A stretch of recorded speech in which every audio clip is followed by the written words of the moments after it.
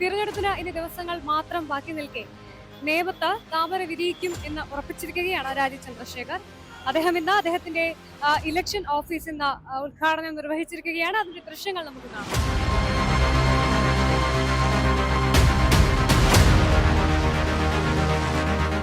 ജനങ്ങൾ അങ്ങനെ മാറി ചിന്തിച്ച് വോട്ട് ചെയ്താൽ തീർച്ചയായിട്ടും BJP അധികാരത്തിൽ എന്നാണ് ആഗ്രഹം.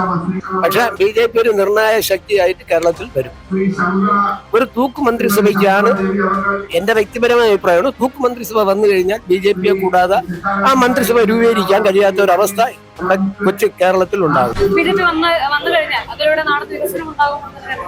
അത് ഉറപ്പാണല്ലോ. BJP വന്നു കഴിഞ്ഞാൽ വികസനം ഉണ്ടാകും, അത് ഉറപ്പാണ്. ഇത്രയും കാലം 70-ഓളം വർഷം ഇവിടെ കോൺഗ്രസ് കമ്മ്യൂണിസ്റ്റ് ഭരിച്ചു, ഒരു വികസനം ഉണ്ടായി. ഇലക്ഷൻ ഓഫീസിന്റെ ഉദ്ഘാടനം കഴിഞ്ഞിരിക്കുകയാണ്. കേന്ദ്രമന്ത്രി സുരേഷ് ഗോപിയും അതുപോലെ തന്നെ BJPയിലെ പ്രമുഖ നേതാക്കളും ഇവിടെ എത്തിയിരുന്നു.